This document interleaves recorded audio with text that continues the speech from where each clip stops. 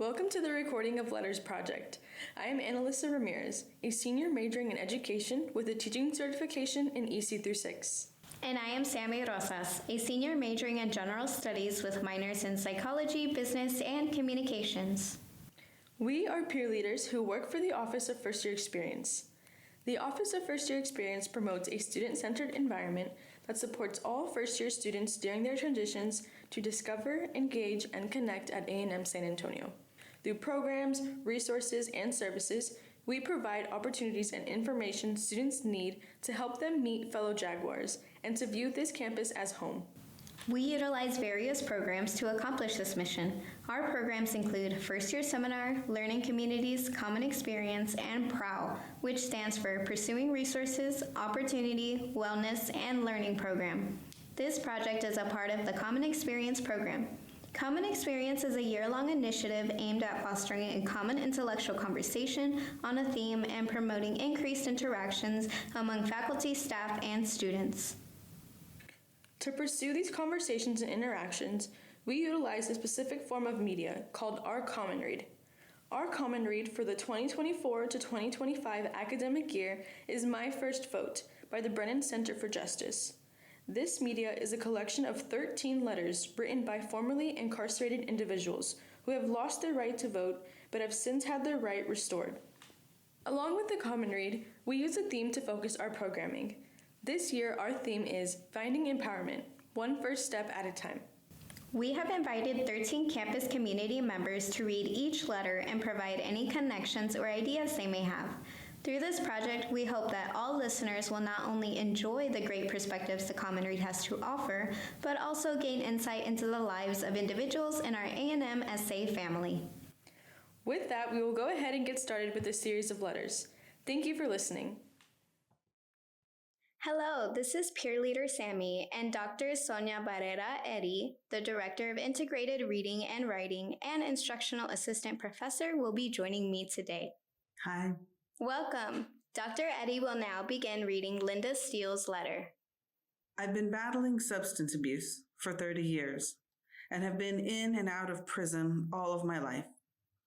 But I've been out and clean for more than 4 years. My life has completely changed. And on November 4th, with millions of Americans, I had a say about what happened in our country. There were tears in my eyes as I waited to vote. I felt like I was finally a productive member of society. I've never before felt like I could make a difference in terms of what happens around me. But I walked out of that polling place on election day feeling like I mattered and I made a difference. I realized how far I've come. Amazing. Thank you for reading with us today. Now I invite you to share any connections or experiences you have relating to this letter. All right, thank you. Election day is kind of close to my heart, actually. So I was born on an election day. My mom was in line waiting to vote when she started labor with me, and she didn't want to leave until after she had voted. So she stayed in line while she was laboring. She made it to the hospital. I was born here down in Nix in downtown, right? So she voted, and then I had always heard this story, right, as I was growing up. So I was super excited to be able to vote. And election day usually happens on or near or around my birthday. So my 18th birthday, I was really excited. Actually, my 18th birthday, we were voting for a president. I was like, oh, yes, I get to do this, right? So I was really excited to be able to vote. The other connection that I have about it is that I used to work with the Better Business Bureau, where we did work with people in prison, right? And we helped them to get ready for job interviews and things as they exited prison. A lot of them have trouble finding jobs, getting jobs, holding jobs, people not willing to give you chances if you've made any poor decisions in your life. And one of the things that gets taken away from them is often the right to vote, right? And so that's just something I've thought a lot about, right? Like if you make one poor decision, you lose that option to be able to help and make that difference, right? So you lose not only the option to be able to hold a job to provide for your family, but you also lose that option to be able to have a say in what goes on in our country. And when that happens, I think people can feel really hopeless. And she talks about what that means to feel like you're able to contribute and like you're able to be a part of something. And so I relate that back to the way that I felt, right, when I was 18 and being able to do that. So for her feeling that way after so many years of poor decisions, right, she wasn't in a place where that right was removed from her permanently. But she was able to restore that. And so I just get that feeling like when I was reading it the first time, I was getting really teary, right? I was like, oh, right. This idea that you're finally able to actively do something, right? When you had felt helpless before, felt like it had been removed or like you were separated from it, was just really touching. Wow, thank you so much, Dr. Eddy, for sharing these special connections with the A&M SA community.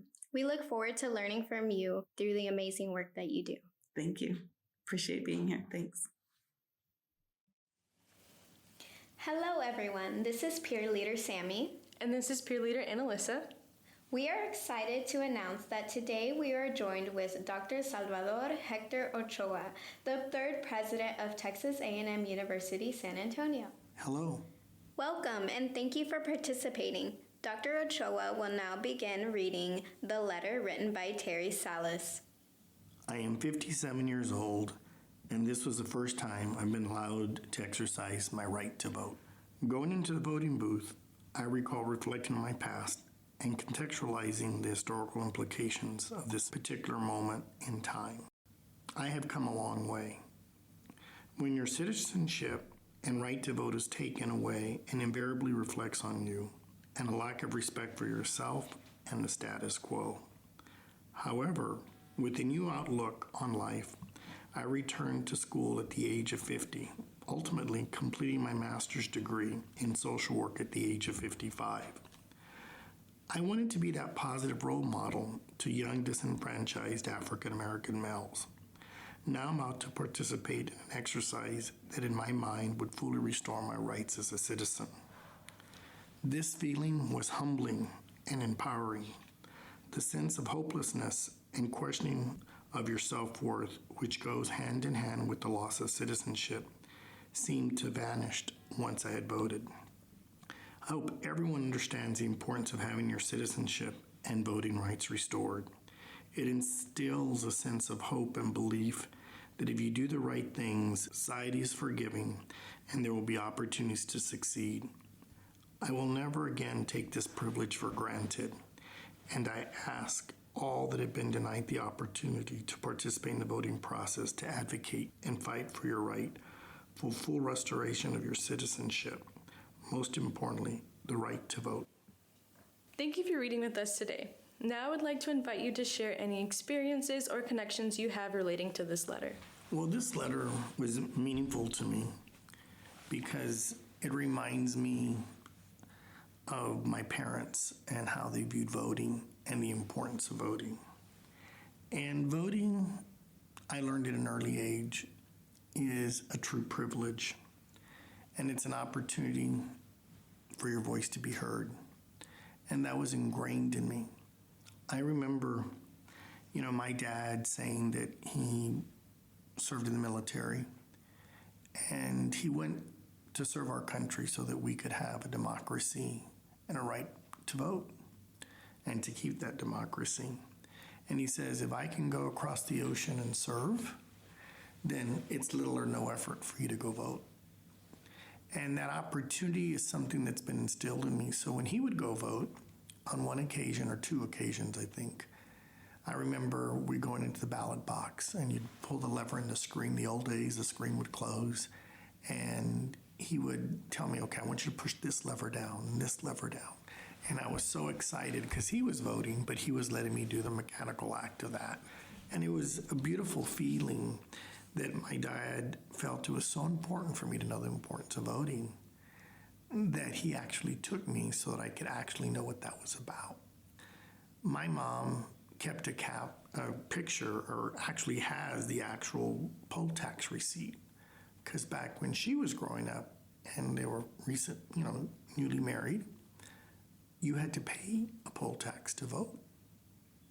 And for her, that was so important to vote that even if it cost her, she didn't care, because she felt it was really important to have a voice in that system. So if I look at, he was saying that if, people like my dad could go across the ocean and serve, the other parts of the world to keep our democracy and to give us that right. And if people had to pay back in the day about voting, that's very, very powerful. And so I felt like I've learned that. It was something that was ingrained in me about the importance and that opportunity to vote. And to be truly grateful for your citizenship and never take that for granted is, very critical.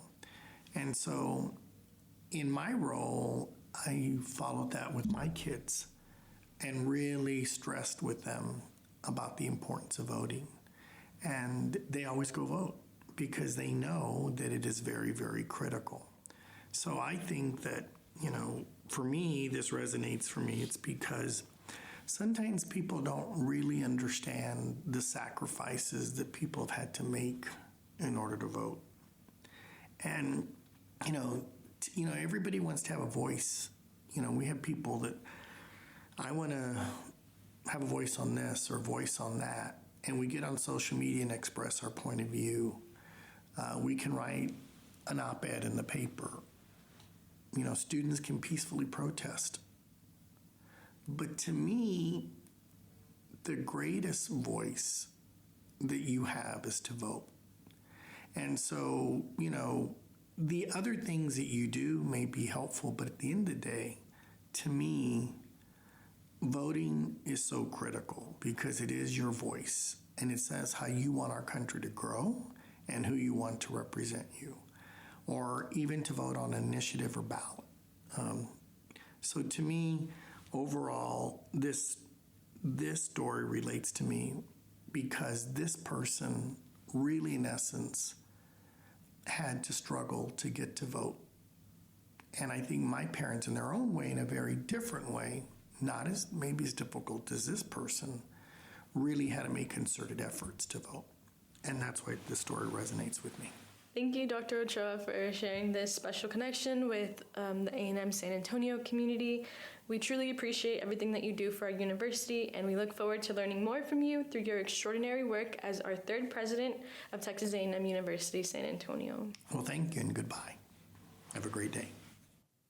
Hello, this is Peer Leader Sammy and Dr. Emma Savage Davis, the Dean of the College of Education and Human Development, will be joining me today.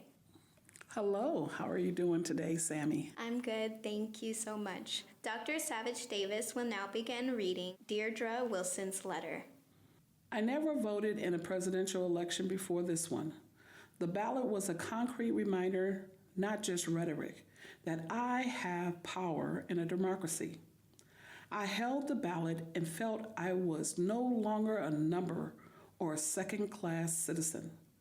I voted by absentee ballot on the Saturday before the election. As I ran my pen back and forth over the small square space for the candidates I chose to vote for, I felt responsible and powerful. Responsible as a member of our society and powerful to have a say in the process. I closed the envelope, removed the edges, and I flattened it very gently with a prayer for social and spiritual change in this world. As I ran my hand over the envelope, I truly felt the energy and weight of the small line of choice I made inside. I felt chills. My vote is equal to everyone else's. It connected me to the rest of the United States and to my family. My 19-year-old son also voted for the first time this year. Voting isn't entirely about the candidate who wins. It's about the inspiration and hope people feel when they have a voice they can use to bring real change. Thank you so much for reading with us today. Now I invite you to share any connections or experiences that you have relating to this letter. My mother and father came from a generation because of their race where were not always allowed the freedom to share their voice or the opportunity to vote. As a young child, I learned my voice and actions mattered. Throughout my childhood, because of my parents' volunteerism and activism within our community, I began to see the injustice that impact marginalized individuals based on their race, ethnicity, and social status. The impact of our community in which we live now and how governmental policies by those who were elected by votes impacted decisions that did not necessarily include our voices or best interests of those who were being adversely impacted. As soon as I turned 18, my parents took me to register to vote so that I have the opportunity to share my voice and vote. I learned that I could share my voice by my actions in the polling place when I cast my vote. Our votes, my vote, has power. Power of representation, power of a voice, power for our community, and power of action and change. One cannot complain about decisions made on their behalf by elected officials if they do not exercise their right to vote. The right to vote is so precious and not afforded to everyone. That is why I vote, because it is a privilege, and I know the importance of my vote, even if the person I voted for does not win.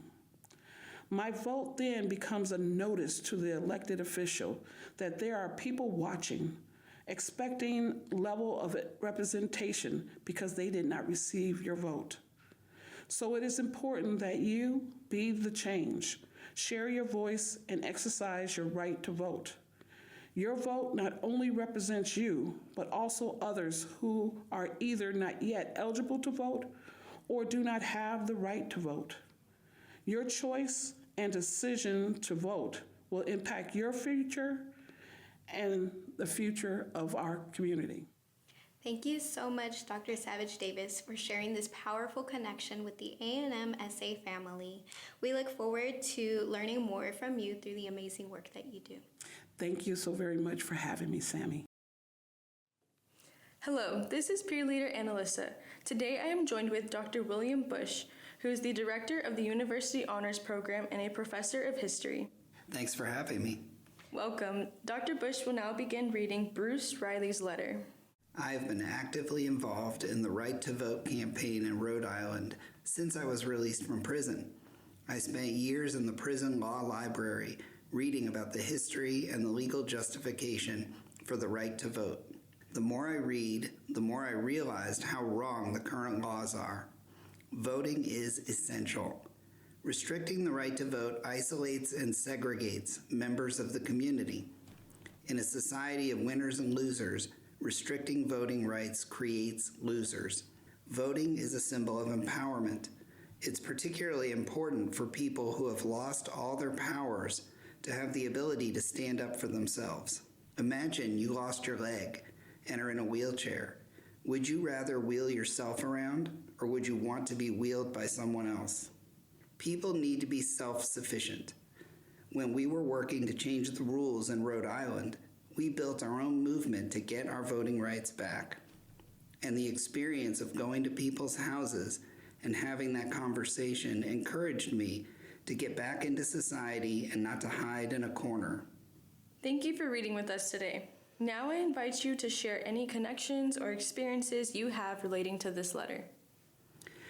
So my main connection to this really is that I've spent the last 20 years researching the history of the criminal justice system, the juvenile justice system, and really looking at the sort of interconnections between youth, race, and justice. I've studied juvenile justice in Texas. I'm currently working on a project on capital punishment in Texas.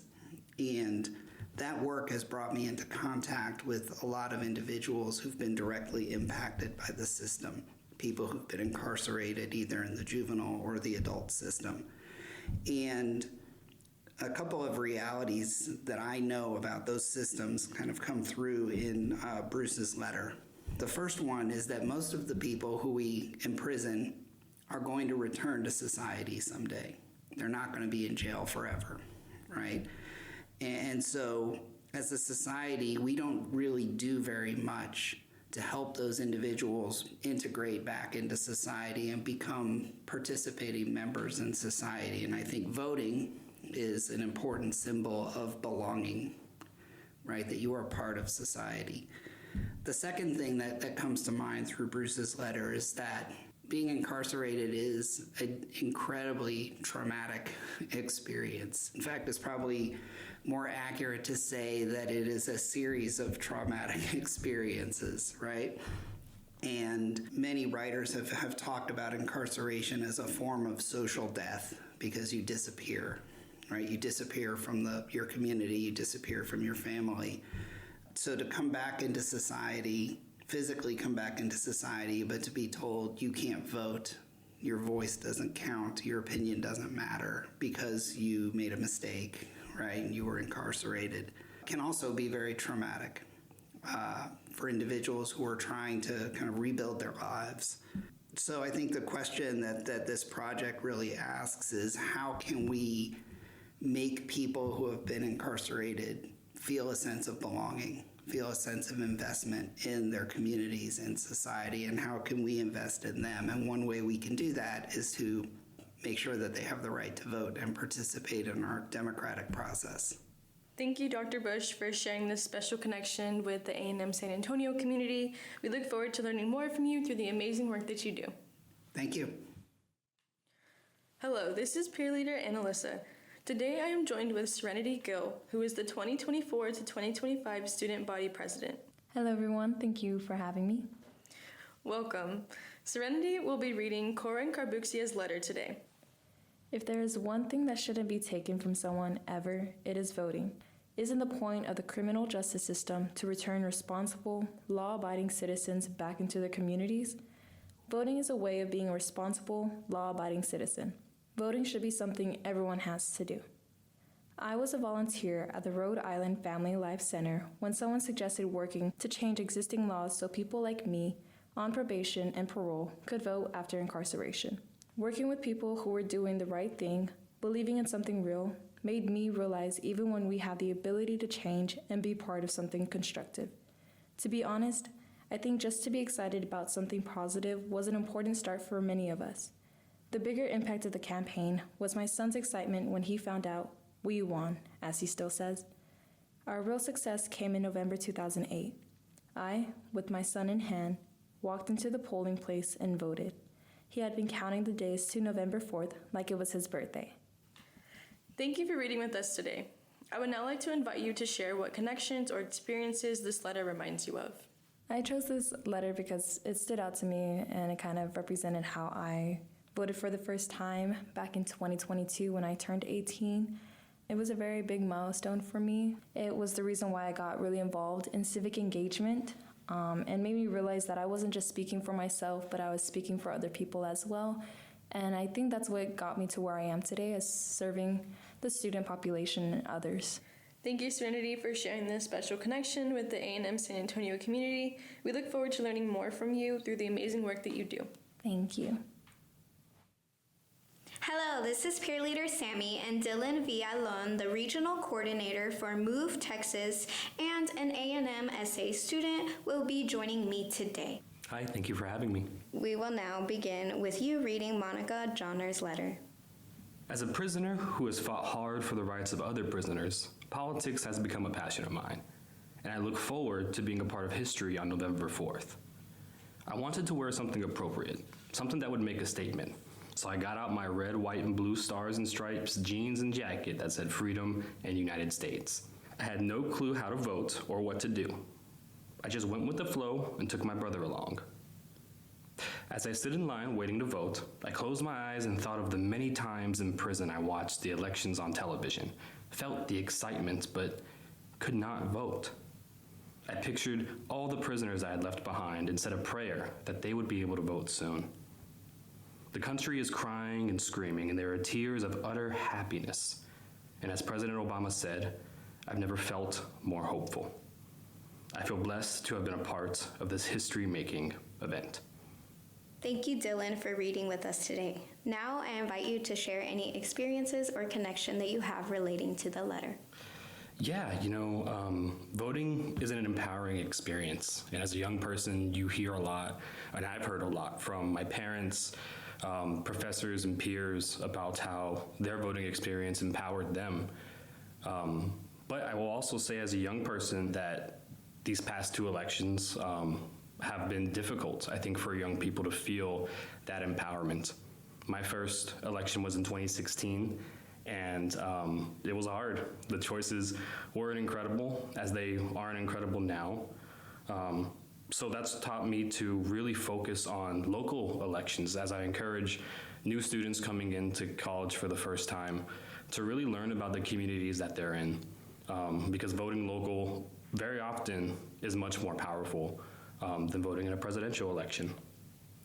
And secondly, as somebody who's been working with young people on college campuses, talking to them about their political views and what issues that they care about, one thing that I can say for certain is that young people are not voting along party lines anymore. So I encourage young students who are coming to Texas A&M San Antonio for the first time to think on the issues that they care about. Learn about the platforms of the folks who they want to vote for or who are on the ballot, and vote based off of what you know is right, and seek perspectives of others so that you know that that vote is a strong one. Thank you so much, Dylan, for sharing this special connection with the A&M SA community. We look forward to learning more about the amazing work that you do. Thank you so much. Hello, this is peer leader Sammy. Today, Clarissa Tejeda, the Director of Employer Relations and Community Outreach for the Brennan Center, will be joining me. Thanks for having me. Welcome. Clarissa will now begin reading Walter Lomax's letter. I got up on November 4th with a sense of dread. I felt the same way on the morning I was released from prison after serving close to 40 years for a crime I did not commit. I welcomed both mornings, but had this sense that something would go wrong. As I dressed, all the while making sure I had all the tools for the day, camera, pen, pad, and of course my reading glasses, I knew that this day would be even better than the day I walked out of that courtroom. Before heading to the polling booth, I stopped at my sister Caroline's home, where I had stayed upon my release from prison. I had to pay my respects to the person who stood by me every step of the way. On my way to the polling place, it started to rain. I decided to walk anyways. I wanted to be reminded of what some folk had been through to make this day possible. When I cast my vote for the next president of the United States of America, it seemed that as a nation, we had finally arrived. I did not think this would happen in my lifetime. I had regained my freedom and my right to vote. I felt I too had arrived. Thank you for reading with us today. Now I invite you to share what connections you have relating to this letter. So upon reflecting on this really made me think of my great-grandmother. My mom and grandma had told me that she was actually part of the movement to give women the right to vote. She was out there protesting, marching, and really trying to advocate. She was trying to make a larger statement and making sure all voices were heard. And with her determination and courage, it reminds me that the right to vote was hard-won and should never be taken for granted. Beautiful. Thank you, Clarissa, for sharing this special connection with the A&M SA community. We look forward to learning more from you through the amazing work that you do. Thank you. Hello, this is peer leader Annalisa. Today I am joined with Heather Olage, who is the Assistant Dean of Students for the Cisneros Institute for Emerging Leaders. Hi, everyone. Welcome. Heather will now begin reading Tanya Fogel's letter. I couldn't sleep the night before because I was so anxious for 6 a.m. to get here. My heart started beating fast. My knees started knocking. I truly thought somebody was going to tap me on my shoulder and tell me my name wasn't on the list. I accompanied my 26-year-old son, Michael, to the polling place. It was his first time voting, too. Michael had seen the despair in my eyes all the years I couldn't vote, and he decided early on to not participate in the voting process until he could experience it with me. Thank you for reading with us today. Now I invite you to share any connections or experiences you have relating to this letter. Yeah, I think when I read this, it made me think of my 4 girls. And actually today is their last day of school, so they're all transitioning. So I'll have a junior in high school, 2 in middle school, and the last one in her last grade level of elementary school. And it's important to me to be that role model for them. And I think that's what touched me from this story is you can see that mother and son bond and how important it was to both of them. And so there's been times when the girls were littler, they came with my husband and I to the voting place and got the little sticker. And it's important for us to teach them, right, the importance of voting and why it's important and why their vote matters. And so, it's a normal conversation, and that wasn't always the case growing up, right? I don't remember my mom talking about it a lot. Kind of knew she did it. I know she does it now.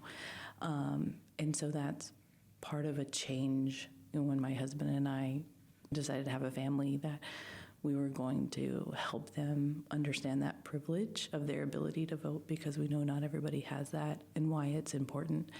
And I think to me it was that family bond, that mother and son, and being able to do that for the first time, that while I'm not excited for my girls to grow up so fast, I still want them to be babies. I do look forward to that day where they each get to vote for the first time and understand that importance and be able to be there with them in that moment. Thank you, Heather, for sharing this special connection with the A&M San Antonio community. We look forward to learning more from you through the amazing work that you do. Awesome. Thank y'all. Hello, this is Peer Leader Sammy. Today I am joined with Emily Vanda, who is the Director of Student Life.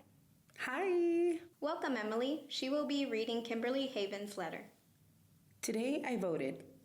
Okay, so did hundreds of thousands of others. But what made my vote different is that I'm a former felon who just got my right to vote back in 2007. I worked very hard to create and lead a coalition in Maryland that reformed our felon disenfranchisement policies. Our efforts led to the restoration of voting rights to well over 50,000 citizens and changed forever the political landscape in our state. I was proud to stand behind our governor when he signed the legislation into law, and I was given the pen with which it was enacted. Today, I exercised this new right.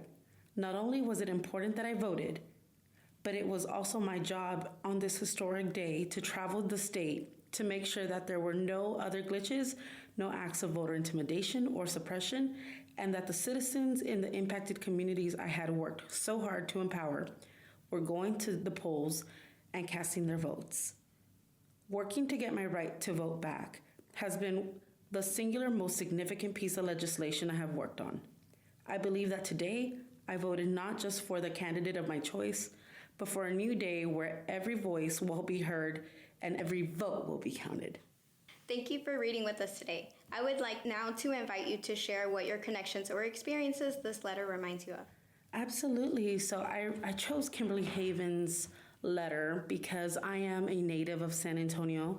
I grew up on the west side of the city, and being in a urban, low-income community, I saw a lot of my friends and community members go through the law enforcement system, be incarcerated, and unfortunately there's not a system put in place to help reform them or reintegrate them back into the community. Oftentimes it's very hard for individuals that have any kind of negative markings on their criminal background checks to get a job and advance, and unfortunately, it becomes a vicious cycle, right? And for me, being from this community, I believe that we should be doing a better job to reintegrate individuals back into the community, and people, in my opinion, deserve a second opportunity.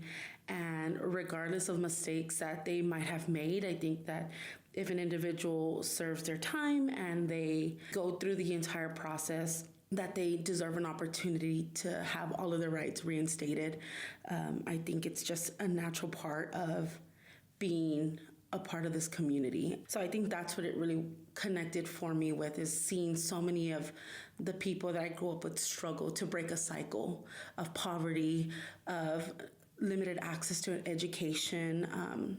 It's because they had a criminal background and not having necessarily the opportunities to come back and reinvent themselves, essentially. It's almost like this one mistake marked the rest of their trajectory. And oftentimes, people will go into the prison system and they reform themselves and they choose a new pathway. And once they, in my opinion, once they do their time, I think it's okay for them to, especially something with like voting for who their representatives are going to be, something as basic as that they should have that right to do so.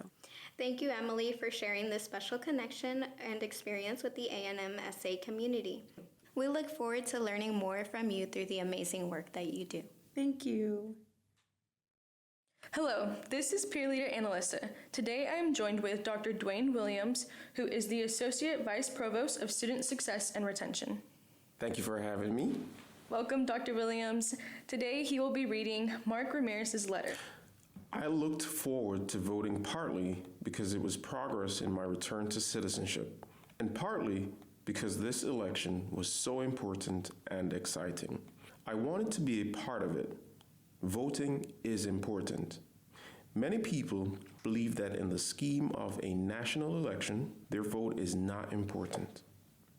Recent elections have shown otherwise. My older son is 18 years old, and I was able to vote last November. We talked about voting, what it meant, the candidates, and whether or not he was going to vote. I think knowing that I was also voting made him feel like he was on the right track. Thank you for reading with us today. I would now like to invite you to share what connections or experiences this letter reminds you of. Sure. So, I am an immigrant from Jamaica. I came to the United States as an international student. And so initially, I did not have the ability to vote and do a lot of the things that I would have seen my peers do. I've been in this country 25 years, seems like a lifetime ago. And so since then, I've gone through this process of learning what it is to be a U.S. citizen, to be a part of this great nation. And so being able to kind of value some of the abilities, the rights, some of the fundamental things has been important. And the reason this here stuck out to me was similar to the person and his son. I have children. I have two daughters, and one of which is extremely into politics and social justice. And so she had asked me about changing policy as it relates to our community, and I was explaining, how you go about that. And though it may seem very intangible to folks because you're not sure how your one vote does affect the larger piece, you realize that it's the sum of all parts. And so if you want to be able to challenge the status quo, or if you do want to see changes, you have to enact your right to vote and to share your opinion. Otherwise, it's all conjecture. And so I've had the conversation with my daughter about what that process looks like. And so we are in a time and space where I think this generation, your generation, are very vocal. And so is my daughter. She's 14 years old. And so I think for me, really recognizing that this is a privilege that I have gained, and certainly a privilege that other folks may have lost and have regained, I think is important in terms of having your voice count. And so that's why this one stood out to me. And I hope that as our audience or incoming students are listening to this, that they realize that their voice does count. in every space, in different ways. Voting is one of those ways, but advocacy is probably at the heart of this. And how do you advocate for yourself? How do you advocate for others? How do you advocate for your community? And so that's what this meant to me.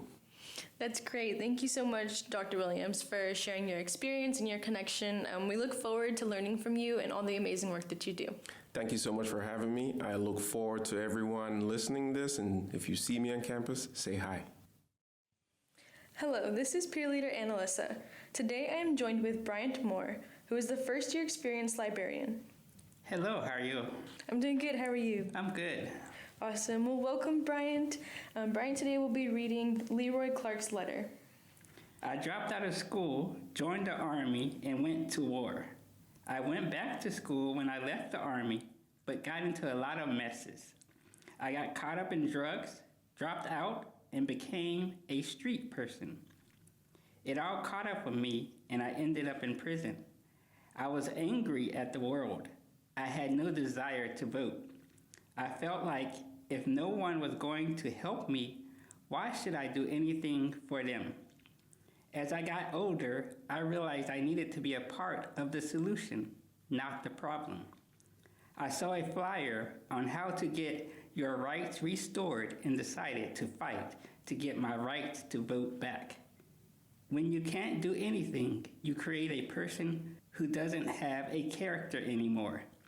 But once you vote, you change that. I have a voice again.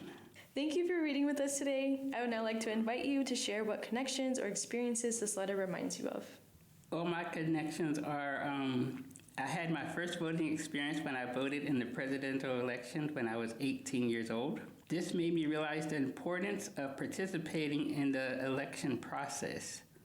Although I wanted to avoid the drama often associated with politics, I understood that voting was a powerful way to influence change. To avoid the drama of politics, I decided only to vote every 4 years in the presidential election.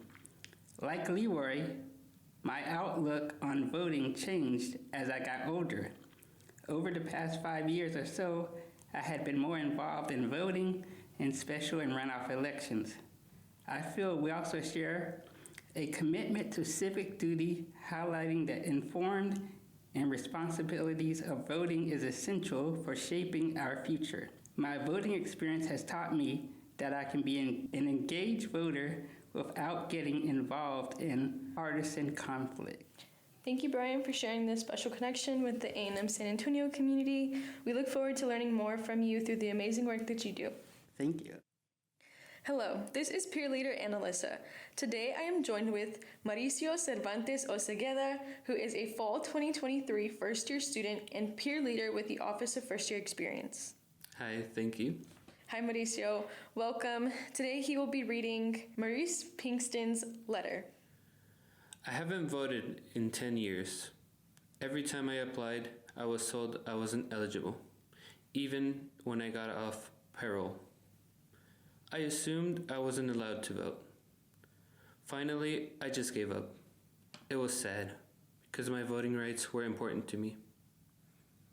When I started working with the New York City Department of Parks and Recreation, they encouraged us to get back into our children's lives, be productive members of society, and vote. With their help, I was able to register. I was overjoyed when I got my voter registration card. I was a real citizen. November 4th felt like my birthday. Thank you for reading with us today. I would now like to invite you to share what connections or experiences this letter reminds you of. Some experiences, I guess. I really didn't feel like I should be able to vote, mainly because my family is not from here. I'm a first gen technically, so this is all new to me. I don't know like Republicans or Democrats. I don't know nothing of that. And I could relate, like I was like, there's no point of me for voting or like being part of society because it won't affect me. And later on, like after hearing like different outcomes and everything, I decided I should vote because it does affect me. I was born here and I should try to find better ways for my life to improve as well for many of others. Thank you, Mauricio, for sharing this special connection with the A&M SA community. We look forward to learning more from you through the amazing work that you do. Thank you. Hello, this is peer leader Annalisa. Today I am joined with Aaron Guerrero, who is the Civic Engagement Coordinator for the May Center for Experiential Learning and Community Engagement. Hi, everyone. Welcome. Aaron will be reading Kareem Henry's letter for us today. Since I was 18, I haven't been on the right path. I have been locked up a few times, and as a result, was never allowed to vote. While I was in prison, I started to realize how closed-minded I had been. I started to pay attention to the housing market, the stock market, sports, and politics. Soon, everything opened up. I was reading things about the U.S. and the world. I even took up tennis as a hobby. I am proud that I was able to take the necessary steps to open my mind, to get out of that shadow that had been darkening my life. When I got out of prison this time, I was looking for something different. Maybe the chance for a new start. I was nervous when I went to vote on November 4th. I was afraid I would mess it up. But I left the polling place feeling like a weight was lifted off my shoulders. Thank you for reading with us today. I would now like to invite you to share what connections or experiences this letter reminds you of. Absolutely. Thank y'all for having me. This was just a great opportunity to share with students about this. And for me, when we were given the opportunity to choose which letter we wanted to read, I wanted to read this one because a few things stuck out. Kareem took the opportunity to, well, first, that he realized he was closed-minded and that he took the opportunity to better himself and his opportunities in his life. And that just hit home for me because my parents are immigrants and came over for a better life. And they had been here a few years, and they took the U.S. naturalization to become a citizen of the U.S., the test. And I think my mom had to take it 3 times. My dad had to take it twice, but they didn't give up. And so, being able to get out of the shadows, like Kareem mentioned, that's what they were trying to do, better themselves and their family. And so they both became U.S. citizens, and so being able to vote was really important to them. So they never missed an election, and they were always voting. So it just kind of made it a priority for me as well. And so then, full circle, I am the Civic Engagement Coordinator here on campus. So being able to promote voting and being able to engage students with voter engagement and just democracy and why it's important to vote is important to me. So yeah, this was a great opportunity. So thank you, and I'll leave you with a reminder to go vote, Jags. Thanks. Thank you, Aaron, for sharing this special connection with the A&M San Antonio community. We look forward to learning more from you through the amazing work that you do. Thank you. That concludes the recording of letters. Thank you again for listening to the stories of the 13 authors who shared their experiences relating to their identity, self-awareness, and civic engagement. Also, for connecting with the readers' perspectives on their hardships, adversities, and triumphs. We hope that these recordings have provided you with a sense of belonging and can foster invigorating conversations amongst you, your peers, faculty, and staff. My First Vote will continue to be used throughout the academic year as inspiration for movement in our community, through first-year seminar courses and common experience events to greater campus initiatives. We aim to facilitate crucial conversations that will allow you to grow. We look forward to continuing this conversation with you. This is Sammy Rosas. This is Annalisa Ramirez. Thank you for listening.